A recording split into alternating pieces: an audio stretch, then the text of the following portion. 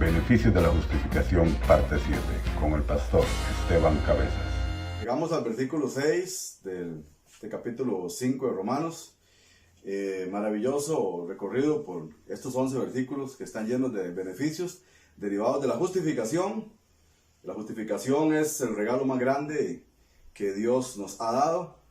Es una absolución, como hemos dicho en otras ocasiones, una absolución total de nuestros pecados, de nuestras culpas, todo lo que hemos hecho en el pasado. Todas nuestras transgresiones han sido lavadas por la sangre del Señor. Y esta justificación es para celebrarla, para disfrutarla, para gozarnos todos los días de saber que tenemos un Dios que nos ama, que nos amó con amor eterno y que gratuitamente nos regaló la justificación. Entonces, vamos a orar, vamos a estar orando. Siempre les recomiendo que tengan su lapicero, su Biblia, su cuaderno, para que estén anotando los versículos que vamos a estar dando, el tema, también los puntos que vamos a estar tocando sobre este versículo 6, que ya vamos a leer. Vamos a tratar de desglosarlo, como siempre hacemos, de la mejor manera, para que usted y yo podamos aprender de esa palabra bendita del Señor. Te damos gracias en este momento, mi Señor, a ti, Espíritu Santo. Te damos la gloria, la alabanza, la adoración. Queremos que nos guíes en esta noche, recorriendo este versículo 6 del capítulo 5 de Romanos. Muy agradecidos contigo, Señor, y queremos que ministres a los que nos están escuchando, los que nos están viendo, los ministres con tu palabra, Señor, que hoy seamos grandemente bendecidos como siempre con tu bendita y gloriosa palabra. Toma el control de nuestras vidas, que podamos entenderla, que podamos aprenderla y que podamos ponerla por obra y compartirla también con aquellos que no la conocen. En el nombre de Jesús, Señor. Amén. Entonces, vamos a tratar de este versículo 6 de Romano. Vamos a tratar de desglosarlo en 4 partes, en 4 divisiones que he puesto ahí en el bosquejo que tengo acá. La primera división sería Cristo es todo. La segunda es no hay mérito en nosotros, tiempo preciso y el gran sustituto. Voy a leer entonces el versículo 6, dice así. El versículo 6 del capítulo 5, dice así. Porque Cristo, cuando aún éramos débiles, a su tiempo murió por los impíos. Empieza este versículo el apóstol dando una afirmación muy importante, diciendo porque Cristo. Entonces esta parte la he definido como Cristo es todo. En este espacio, y para decir lo que va Pablo a estar diciendo en este versículo 6, no podría haber ubicado a otra persona, no podría haber ubicado a nadie, ¿verdad? Sino a Cristo el Señor, porque Cristo es el apóstol Pablo. En esta parte quiero decir lo que siempre digo, porque el Nuevo Testamento es enfático en que Cristo es todo. Cristo es todo, Cristo, no hay nadie más importante en el Nuevo Testamento. Desde Mateo hasta Apocalipsis vemos que Cristo es el personaje más importante, ¿verdad? Él es todo para nosotros, es el camino, la verdad, la vida, Él es nuestro mediador, Él es nuestro salvador, Él es Dios hecho hombre, Él es nuestro sanador y todo para nosotros es Cristo. Voy a ver un pasaje que se encuentra también, porque vamos a ver algunos textos bíblicos, como dije, es importante que usted tenga ahí su Biblia, ¿verdad?, a la mano, para que usted pueda corroborar estos textos que vamos a estar leyendo. En Mateo capítulo 16, versículos 13 al 17, 13 al 17 de Mateo, vemos ahí que Jesús le formula una pregunta a los apóstoles. Dice, viniendo Jesús a la región de Cesarea de Filipo, preguntó a sus discípulos, diciendo, ¿quién dicen los hombres que es el Hijo del Hombre? Ellos dijeron, unos Juan el Bautista, otros Elías, y otros Jeremías, o alguno de los profetas. Él les dijo, vosotros, ¿quién decís que soy yo? Respondiendo Simón Pedro dijo, tú eres el Cristo, el Hijo del Dios viviente. Entonces respondió Jesús, bienaventurado eres Simón, hijo de Jonás, porque no te lo reveló carne ni sangre, sino mi Padre que está en los cielos. Entonces, vemos que Jesús en ese pasaje pregunta a los discípulos que quién dice la gente que es Él. Entonces, los apóstoles comienzan a darle el concepto, ¿verdad? Que algunas personas que estaban siempre escuchando a Jesús, que siempre lo estaban rodeando, siempre andaban ahí en su procesión detrás de Él, ¿verdad? Viendo los milagros y todas las cosas que Él estaba haciendo. Entonces Jesús le pregunta a los apóstoles, dice a sus discípulos, ¿verdad? Les pregunta, ¿quién dice la gente que soy yo? Entonces ellos comienzan a decirle, bueno, algunos decían que Él era Elías, otros Jeremías, o algunos de los profetas. Entonces Él es más enfático en su pregunta y les dice a sus discípulos, ¿y ustedes quién dicen que soy yo? Ya no les dice quién dicen que es el Hijo del Hombre, sino les dice, ¿quién dicen que soy yo? Que Él quería saber qué concepto tenían sus allegados, sus apóstoles, sus discípulos, qué concepto tenían de Él. Entonces vemos que Pedro le dice, tú eres el Hijo, tú eres el Cristo, el Hijo del Dios viviente. Entonces Jesús le dice a Simón Pedro, le dice, esto no te lo reveló ni sangre ni carne, sino mi Padre que está en los cielos. Entonces, ese concepto, eso que Pedro le dice a Jesús, que piensa de él, entonces Jesús tiene que decirle, eso que tú me has dicho, Simón, no te lo reveló ni carne ni sangre, sino mi Padre que está en los cielos. Bueno, entonces, para ubicarnos más en nuestro contexto, ¿verdad? Muchas personas tienen conceptos equivocados de Jesús. Hoy día, lamentablemente, sigue habiendo personas con conceptos equivocados de Jesús. Por ejemplo, citando algunas religiones de nuestra época, ¿verdad? Vemos, por ejemplo, a los mormones, que los mormones tienen conceptos equivocados de Jesús. Ellos dicen que Jesús es incluso hermano de Lucifer y que, bueno, dicen algunas cosas descabelladas, ¿verdad? Completamente descabelladas.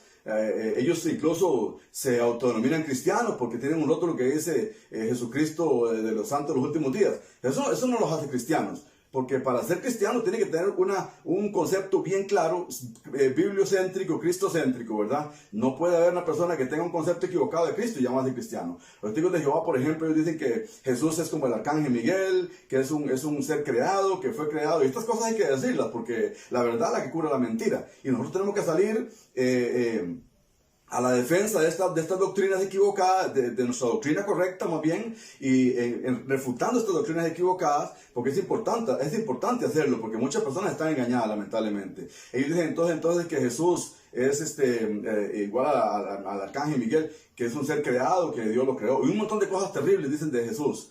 El catolicismo romano, por ejemplo, ellos dicen que son cristianos, que creen en Cristo, pero aparte de él tienen un montón de mediadoras y mediadores. Ellos ponen a Jesús al nivel de muchas personas que han muerto porque ellos dicen que son santos y que porque han sido canonizados, qué sé yo, por los papas, no sé. Entonces ellos les dan un nivel igual, y en realidad eso no es cierto. Jesús es único, como dije, Él es el único mediador, el único salvador, Él es el único en todo. Los musulmanes, por ejemplo, estaba viendo que los musulmanes, ellos ponen el mismo nivel del profeta Mahoma, dicen que Jesús fue un profeta más, que fue un hombre bueno, y que no es mejor que Mahoma, que igual. Entonces, esas son las cosas que hoy piensa la gente de Jesús. Él hoy haría la pregunta, ¿quién dice la gente que soy yo? Entonces, tendríamos que decirle, estos son en realidad algunos ejemplos muy pocos de la gente que piensa cosas de Jesús. Me estaba viendo que Jesús, en un programa como History, están diciendo de que no se sabe la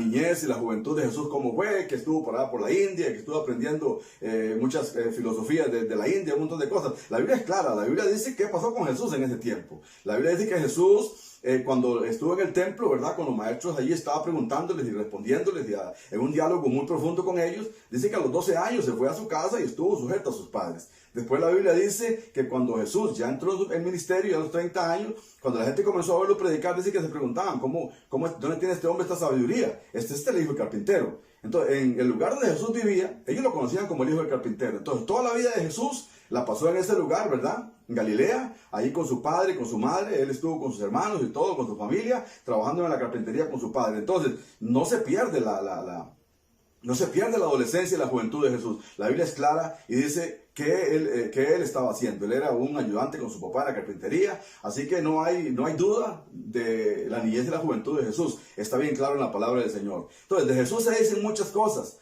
Él hasta el día de hoy, en ese tiempo que él preguntó a los apóstoles, tenían un montón de conceptos equivocados de él. Y todavía hoy, ¿verdad? Gente que se autodenominan cristianos, vienen con este montón de cosas, ¿verdad? Tratando siempre de desvirtuar a Jesús, porque el diablo siempre ha tratado de desvirtuar a Jesús. El diablo no está interesado en desvirtuar a ninguno de los profetas, de los líderes religiosos del pasado, que hoy se autodenominan salvadores y salvadores. Él no está interesado en desvirtuar a estos líderes. Él está interesado en desvirtuar a Jesús, porque sabe que Jesús es Dios, que Jesús es el Salvador, que Jesús es el Dios hecho hombre. Eso lo cree la Biblia. Pablo dice que si alguno viene predicando un evangelio diferente, en Gálatas lo dice, ¿verdad? Dice que sea maldito o que sea anatema. Pregunta, ¿qué creemos nosotros los cristianos de Jesús? ¿Qué dice la Biblia con respecto a Jesús? 1 Corintios capítulo 1, versículos 18 al 24, y yo voy a leerlo. 1 Corintios capítulo 1, versículos 18 al 24. La Biblia dice ahí, ¿qué es lo que creemos nosotros de Jesús? ¿Qué es lo que dice la Biblia con respecto a Jesús? Dice así, porque la palabra de la cruz es locura a los que se pierden, pero los que se salvan, esto es a nosotros, es poder de Dios, pues está escrito, destruiré la sabiduría de los sabios, desecharé el entendimiento de los entendidos. ¿Dónde está el sabio? ¿Dónde está el escriba? ¿Dónde está el disputador de este siglo? ¿No ha enloquecido Dios la sabiduría del mundo? Pues ya que la sabiduría de Dios, el mundo no conoció a Dios mediante la sabiduría, agradó a Dios salvar a los creyentes por la locura de la predicación. Porque los judíos piden señales, y los griegos buscan sabiduría. Pero nosotros predicamos a Cristo crucificado, para los judíos ciertamente tropezadero, y para los gentiles locura, mas para los llamados, así judíos como griegos, Cristo poder de Dios y sabiduría de Dios. Entonces, para los judíos, Jesús es un tropezadero. Y para los griegos, ¿verdad? Que son los gentiles, dice el apóstol Pablo, ¿verdad? Entonces, ahí dice que para los judíos, ciertamente tropezadero, y para los gentiles locura, mas para los llamados, o sea, para nosotros, ¿verdad? Así judíos como griegos, Cristo poder de Dios y sabiduría de Dios. Entonces, el apóstol Pablo comienza a decir ahí, ¿verdad? Que para los griegos y los judíos, no convertidos a Cristo, por supuesto, para unos es locura y para otros tropezadero. Pero cuando llega a los que son llamados, ¿verdad? A nosotros que hemos sido llamados, dice, pero para los llamados, no importa si son griegos o son judíos, ¿verdad? Porque hay judíos que han sido llamados por el Señor y que son salvos hoy, y nosotros los gentiles, ¿verdad? Que por la misericordia de Dios que somos salvos. Para los llamados, dice, así judíos como griegos, Cristo, poder de Dios y sabiduría de Dios. Entonces nosotros, los cristianos, nosotros los que creemos en Cristo, los que creemos en Cristo, conforme a la palabra del Señor, conforme a la Biblia, sabemos que Cristo para nosotros es sabiduría y poder de Dios. Él es nuestro Señor, Él es nuestro Salvador, Él es la cabeza de la iglesia, Él es la cabeza del cuerpo que es la iglesia, Él es la piedra angular, dice el apóstol Pablo, y Él es el que vendrá por nosotros un día para llevarnos a estar en su reino. Entonces, eso es lo que la Biblia enseña con respecto a Jesús. Y yo quise decir esto al principio porque Cristo es todo. O sea, Pablo traduce el versículo ahí diciendo, porque Cristo. O sea, para Pablo, Cristo es suficiente. Él en todos los escritos en todas las epístolas que él escribió, él habla de Cristo como que Cristo es suficiente. No ocupamos a nadie más. Él es suficiente en todo. Entonces, Cristo es todo, ¿verdad? Entonces, volviendo otra vez ahí a la epístola de Romanos, vemos la segunda parte de estos 4 puntos que quiero decir, como dije, dice, no hay mérito en nosotros. Entonces, ahí en el versículo 6 dice, porque Cristo, cuando aún éramos débiles, no hay mérito en nosotros, cuando aún éramos débiles, dice. Él no esperó entonces que fuéramos buenos. Cuando él llamó a Mateo, a Leví, ¿verdad? Que estaba sentado al banco de los tributos públicos, dice la Biblia que él, luego de que Mateo se levantó de ahí y lo siguió, dice que Mateo le hizo un gran banquete en la casa, y ahí Jesús estuvo con ellos. Dice que había un gran grupo de publicanos allí, pecadores, que estaban comiendo a la mesa con Jesús. Todos los fariseos, los escribas comenzaron a murmurar y dijeron a los apóstoles, a los discípulos de Jesús, ¿cómo que ustedes comen con pecadores y publicanos? Entonces Jesús le dijo a ellos, los sanos no tienen necesidad de médico, sino los enfermos. Entonces esa es la condición en que Dios nos encontró a nosotros. Dice que a su tiempo, cuando aún éramos débiles. Entonces vemos que Jesús no esperó que nosotros fuéramos buenos para salvarnos. A veces que uno habla a las personas de Cristo y las personas le dicen a uno, bueno, yo voy a tratar de dejar de fumar, voy a tratar de dejar de tomar licor, voy a tratar de hacer esto, a usar las drogas para ir al Señor, ¿no? Y yo les digo a ellos, o es lo más que uno les puede decir, no, vengan a Cristo así como están. Ustedes nunca tendrán el suficiente mérito, nunca tendrán la suficiente bondad para venir a Cristo. Venimos a Él porque necesitamos la salvación, porque sabemos que sin Él no podemos hacer nada, que necesitamos ser salvos y solamente a través de Él podemos ser salvos. Efesios capítulo 2, versículos 1 al 5, nos dice allí el apóstol Pablo también, ¿verdad?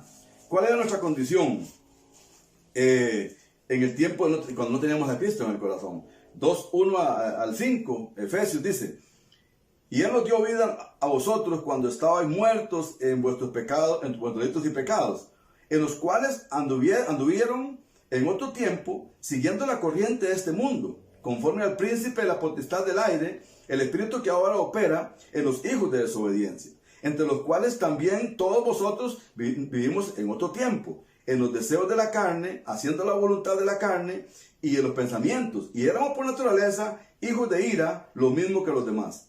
Pero Dios, que es rico en misericordia, por su gran amor con que nos amó, aun estando nosotros muertos en pecados, nos dio vida juntamente con Cristo, por gracia sois salvos. Dice que nosotros estábamos muertos, un muerto no puede hacer nada, un muerto está totalmente inerte, no tiene voluntad. Y así estábamos nosotros, dice el apóstol Pablo, sin Cristo. Dice que estábamos muertos en nuestros delitos y pecados. Entonces, lo que el apóstol Pablo dice allá en Romanos, que cuando aún éramos débiles, significa que nosotros no teníamos poder, no teníamos, por eso es que no hay mérito en nosotros, por la salvación. Debemos ser agradecidos con Dios, porque no había mérito en nosotros, ningún mérito había con respecto a la salvación. Él nos salvó, dice, de pura gracia. Me gusta lo que dice el versículo 4, dice, pero Dios que es rico en misericordia. Todo lo que tenemos en Él, la salvación, todo lo que nos ha dado, es por su gran misericordia, por su gran bondad. No lo merecíamos, no hay mérito en nosotros, como dije. Pablo dice, cuando aún éramos débiles. Usted que me está viendo en esta noche, usted podrá decir, yo soy demasiado malo, yo he hecho muchos pecados, he cometido muchos pecados, y seguramente Dios no me va a salvar, seguramente Dios no me ama. Yo quiero decirte que así como tú estás, usted puede venir a Cristo en esta noche, y usted puede ser salvo así como estás. Usted no tiene que esperar ser más bueno. De todos modos, si usted espera ser más bueno, nunca lo va a hacer, porque aparte de Cristo no podemos ser buenos. Solamente con su ayuda podemos ser esas personas que Él quiere que seamos, que vivamos conforme a los estándares de Dios. Dice, pero Dios que es rico en misericordia, cuando aún éramos débiles, cuando aún estábamos muertos en delitos y pecados, Él nos salvó de gracia. Bendito sea el Señor. Entonces, este segundo punto es que no hay mérito en nosotros, no hay mérito en usted, no hay mérito en mí. Todo lo que somos hoy y que somos salvos, la gloria y la honra le pertenecen al Señor. Tiempo preciso. Ese es el tercer punto. Tiempo preciso. Dice Pablo, cuando aún éramos débiles, a su tiempo. Gloria al Señor, a su tiempo. Entonces, había un tiempo determinado por el Padre, ¿verdad? En todo esto, en la eternidad. Ese tiempo, todo lo que pasó a Cristo y en Cristo y a Cristo más bien, todo estaba perfectamente trazado por el Padre en la eternidad, todo lo que pasó en Él. Por eso Pablo dice, cuando aún éramos débiles, dice a su tiempo. Gloria al Señor. ¿Qué se refiere Pablo con a su tiempo? Bueno, el tiempo preciso en el que vino Cristo. Jesús cuando empieza su ministerio, en Marcos capítulo 1, versículos 14 y 15, Marcos 1, 14 y 15, vemos ahí que Jesús se presenta en la escena, ¿verdad? Lo primero que Él hace cuando entra predicando el Evangelio, estas palabras que encontramos allí en Marcos capítulo 1, versículos 14 y 15, dice, después que Juan fue encarcelado, Jesús vino a Galilea predicando el Evangelio del reino de Dios, diciendo, hay 4 cosas ahí que Jesús dice empezando su ministerio, ¿verdad? Introduciendo su ministerio. Las primeras 4 cosas que dice Jesús son estas. El tiempo se ha cumplido. El reino de Dios se ha acercado. Arrepentidos y creed en el Evangelio. Son 4 cosas que Él dice. Cuando Él dice, el tiempo se ha cumplido, ¿verdad? Él está allí. El reino de Dios se ha acercado. El reino de Dios era Jesucristo, ¿verdad?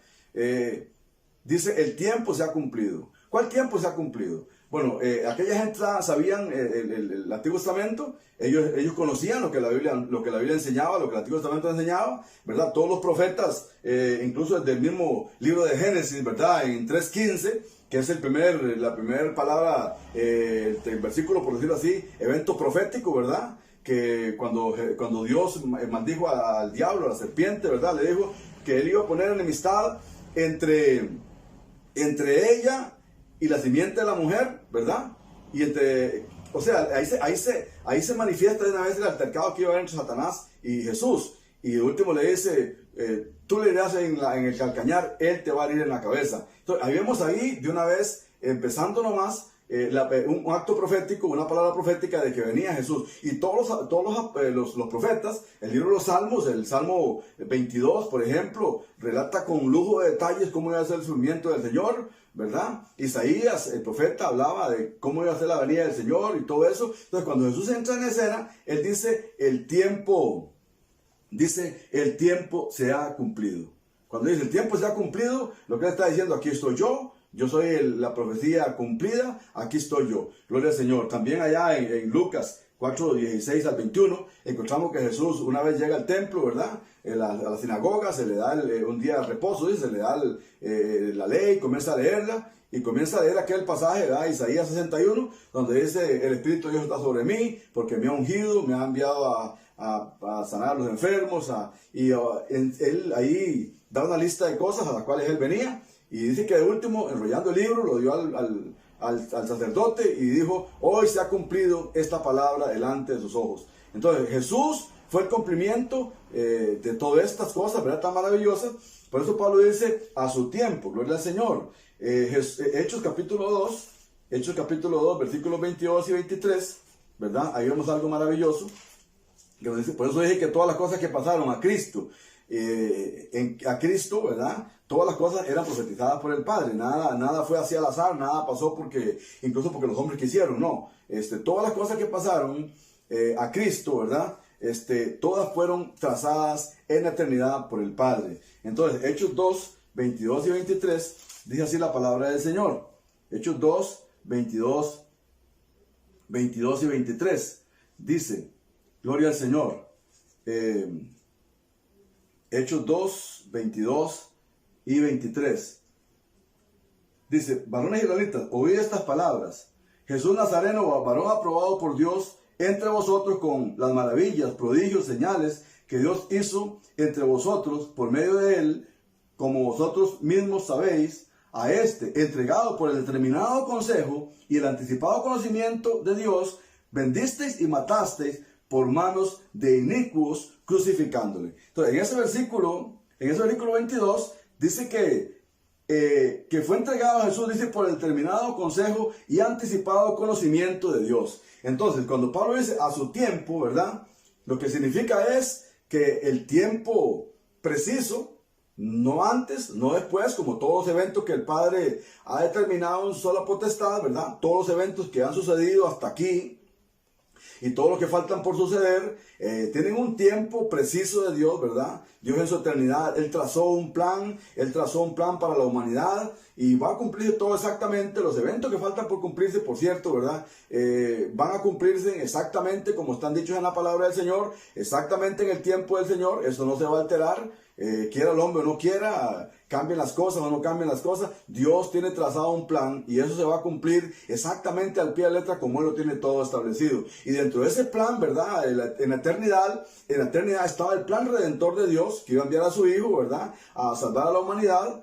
Y en el tiempo preciso, Jesús nació en el lugar correcto, en el tiempo correcto. Cuando uno estudia el Antiguo Testamento, se da cuenta que todas las profecías de Jesús se cumplieron exactamente igual. En el Salmo 22, como dije, ¿verdad? Ahí el salmista dice que iban a repartir sus vestidos, iban a echar suerte sobre sus ropas, iba a ser su costado traspasado, iba a estar todo con lujo de detalles, ¿verdad? Está ahí, está escrito, y todo se cumplió exactamente como el Señor lo dijo en el Antiguo Testamento a través de los profetas. Por eso Jesús dice entonces, el tiempo se ha cumplido. Y Pablo entonces dice allá en el versículo 6 de Romanos, dice, porque Cristo cuando aún éramos débiles, a su tiempo, bendito sea el Señor, a su tiempo. Entonces, sepa usted, mi amigo y mi hermano, que todo lo que está pasando es un plan de Dios. Todo lo que va a pasar es un plan de Dios. Nosotros los cristianos no debemos de alarmarnos por todas estas cosas que están pasando,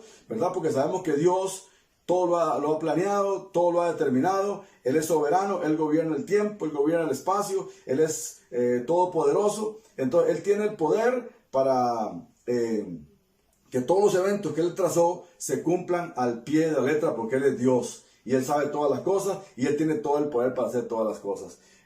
Por último, en ese versículo 6 de Romanos, ¿verdad? Encontramos algo muy, pero muy maravilloso que nos enseña ahí el versículo, que lo voy a leer.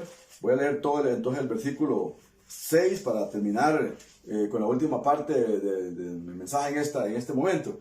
Dice, porque Cristo, cuando aún éramos débiles, a su tiempo murió por los impíos. Entonces, la última parte es que Él es nuestro gran sustituto, bendito sea el Señor.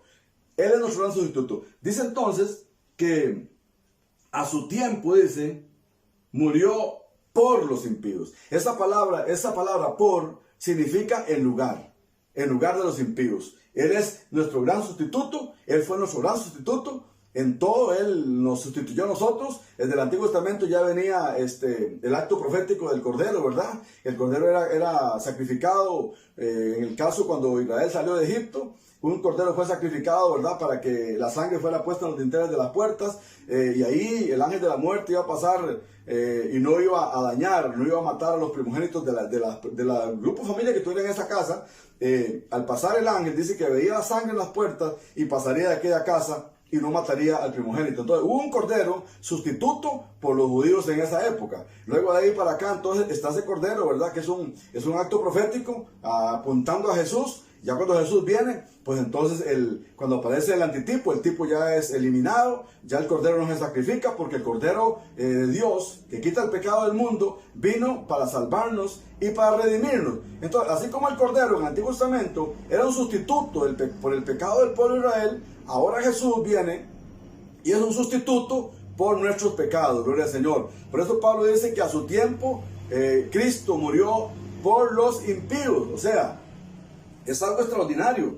O sea, que Cristo viniera siendo el perfecto, siendo santo, siendo Dios hecho hombre, viene a morir por nosotros. Quiero leer un pasaje que está en el libro de Isaías, ¿verdad? A Isaías se le ha llamado el profeta mesiánico porque es el que habla de una forma tan contundente, tan clara, tan precisa, ¿verdad? Sobre estos sufrimientos de Jesucristo. Y en Isaías capítulo 53, que es un pasaje selecto, ¿verdad? Un pasaje maravilloso que nos habla de los sufrimientos de Jesús. Isaías 53, del 4 al 6, dice Isaías allí, hablando proféticamente con respecto a Jesús, hablando proféticamente, dice, ciertamente llevó Él nuestras enfermedades y sufrió nuestros dolores, y nosotros le tuvimos por azotado, por herido de Dios y abatido. Mas el herido fue por nuestras rebeliones. Ahí aparece otra vez la palabra por. Ese por es sinónimo de en lugar. Podríamos leerlo así. Entonces, mas el herido fue por el lugar de nuestras rebeliones. Molido por, otra vez aparece el por nuestros pecados. Porque dice la Biblia que Él nunca pecó. Él nunca nos halló engaño en su boca. Fue tentado en todo ese conforme a nuestra semejanza. Pero nunca pecó. Él nunca pecó. Entonces dice, molido por nuestros pecados. El castigo de nuestra paz fue sobre Él, y por su llaga fuimos nosotros curados. Todos nosotros nos descarriamos como ovejas, cada uno se apartó por su camino, mas Jehová cargó en Él el pecado de todos nosotros. Entonces, vemos allí que Él fue nuestro sustituto. Él dice que llevó nuestros pecados. Él sufrió por nuestros pecados, murió por nuestros pecados en la cruz del Calvario. O sea, cuando Él estaba muriendo en la cruz del Calvario, estaba en el lugar que nosotros merecíamos. Usted que me está viendo y yo sabemos, si usted es un hijo de Dios y conoce la palabra del Señor, conoce la Escritura, usted se da cuenta que Jesús murió por usted, que Él murió por mí. Este beneficio de la justificación, todos estos beneficios que usted y yo disfrutamos hoy al ser justificados, al ser perdonados, al ser absueltos de nuestras culpas, todos estos beneficios a nosotros nos han sido imputados gratuitamente, como dice Efesios, que acabamos de leer el pasaje, dice que por gracia somos salvos, y gracia es un don inmerecido, es un regalo de Dios, pero a usted y a mí nos fue regalado, nos fue gratuito, pero a Jesús le costó la muerte en la cruz del Calvario. Él fue nuestro sustituto allí. Por eso Pablo dice, a su tiempo murió por los impíos. Gloria al Señor. A Él le costó la vida, a Él le costó todo ese tiempo estar en la cruz, a Él le costó la humillación, a Él le costó que lo bofetearan, que le pusieran una corona de espinas, que lo clavaran en sus manos y sus pies, que le pusieran una lanza en su costado, que lo humillaran públicamente, que lo castigaran, que le dieran con palos. Bueno, fue terrible el sufrimiento del Señor hasta que por último murió en la cruz. Eso es por nosotros. No fue por Él, no fue por su pecado, sino por nosotros. 2 Corintios 5:21, que es un pasaje que siempre me gusta leerlo porque es un pasaje que nos dice de una forma contundente, ¿verdad? ¿Qué fue lo que pasó con Cristo? 2 Corintios capítulo 5, versículo 21, es un texto que pues todos los creyentes debemos saberlo y todas las personas que no conocen al Señor deben escucharlo, porque es un privilegio en realidad que este versículo esté allí y que sepamos qué fue lo que pasó con Cristo, que sepamos qué fue lo que Él hizo por nosotros. Es extraordinario. Dice, al que no conoció pecado, por nosotros lo hizo pecado, para que nosotros fuésemos hechos justicia de Dios en Él. Entonces, en este versículo 21, Pablo dice, al que no conoció pecado, dice, por nosotros lo hizo pecado. O sea, había una demanda por el pecado, era la muerte por el pecado, ¿verdad? Y nosotros hemos pecado delante de Dios. Dice que todos hemos pecado. Romanos 3:23 dice que por cuanto todos pecaron, estamos destituidos de la gloria de Dios. Entonces, como la demanda del Padre era la muerte por el pecado, ¿verdad? No había opción, la paga del pecado es la muerte, dice la palabra del Señor. Entonces alguien tenía que morir por los pecados. Entonces Dios escogió que en lugar de que muriéramos nosotros, dice que muriera su Hijo. Entonces dice que al que no conoció pecado, Jesús no conoció pecado, Él fue sin mancha, Él fue sin pecado hasta el día de su muerte. Dice que al que no conoció pecado, por nosotros, dice, lo hizo pecado para que nosotros fuésemos hechos justicia de Dios en Él. Bendito sea el Señor. Entonces, es algo maravilloso, ¿verdad? Primera de Pedro capítulo 3, es un último texto que quiero leer, para que usted lo anote. Primera de Pedro 3:18, dice así, Primera de Pedro 3:18, dice el apóstol Pedro, dice, porque también Cristo padeció una sola vez por los pecados, el justo por los injustos. ¿Para qué? Para llevarnos a Dios, siendo a la verdad muerto en la carne, pero vivificado en el Espíritu. Entonces dice que el justo por los injustos. Jesús fue justo, Él nunca pecó, como dije, y reitero eso porque es importantísimo, ¿verdad? Dice el justo por los injustos para llevarnos a Dios. Nosotros somos injustos, somos pecadores. Dice el apóstol Pablo en Efesios, el pasaje que vimos, dice que estábamos muertos en delitos y pecados, no había justicia en nosotros, éramos incapaces de salvarnos, pero entonces dice que Él, al que no conoció pecado, lo hizo pecado, para que nosotros, por su justicia, fuésemos justificados delante del Padre. Entonces hemos visto en este texto, en este versículo 6 de Romanos 5, que Cristo es todo, no hay que buscar a más nadie. En segundo lugar, que no hay en nosotros méritos. No hubo mérito en nosotros, no hay méritos para ser salvos, la gloria es solo para el Señor. En un tiempo preciso vino el Señor Jesús, ni antes ni después, vino en el tiempo perfecto. Y lo último es que Él es nuestro gran sustituto. Ha sido nuestro gran sustituto que murió por nosotros en la cruz del Calvario, murió por usted que no conoce al Señor todavía. Y yo le invito en esta noche para que usted pueda tomar la decisión más importante de su vida, ya que usted no diga, hay personas que dicen, yo no soy tan malo, yo no he hecho nada malo. No, usted y yo no tenemos méritos delante del Padre, no podíamos salvarnos, somos incapaces, nadie es capaz de salvarse, no se va a salvar usted por obra, usted puede hacer todo lo que usted quiera, puede dar su dinero, puede dar su casa, puede dar sus bienes, y usted no va a ser salvo porque somos incapaces de ser salvos. No hay forma de que el ser humano pueda ser salvo, no es por obra, no es por ser bueno, entre comillas, ¿verdad? No, la única forma de que el hombre sea salvo es a través de Jesucristo. No tiene mérito el hombre en esto, bendito sea el Señor. Entonces, Vamos a orar, vamos a dar gracias al Señor. Yo quiero, hermano, que usted pueda dar gracias al Señor y decir, Señor, gracias, porque en realidad usted fue mi sustituto en la cruz, moriste por mí, y estos beneficios que tengo ahora en la justificación, los tengo gracias a que tú moriste por mí en la cruz, Señor. Dígale, Señor, gracias, te agradezco, Señor, como siempre. Le damos gracias al Señor por la salvación, por la justificación, por estos beneficios tan maravillosos que tenemos, de haber sido salvos, de haber sido rescatados por el Señor Jesucristo, que Él vino y murió por nosotros. Él, solamente Él, Jesús, solamente Jesús. No hay otro fundamento que pueda salvar al hombre, solo Jesucristo. Y te damos gracias, Señor. Y te bendecimos y te honramos por habernos salvado. Y hoy somos beneficiarios de esta regalo tan maravilloso que es la justificación, Señor. Te doy gracias.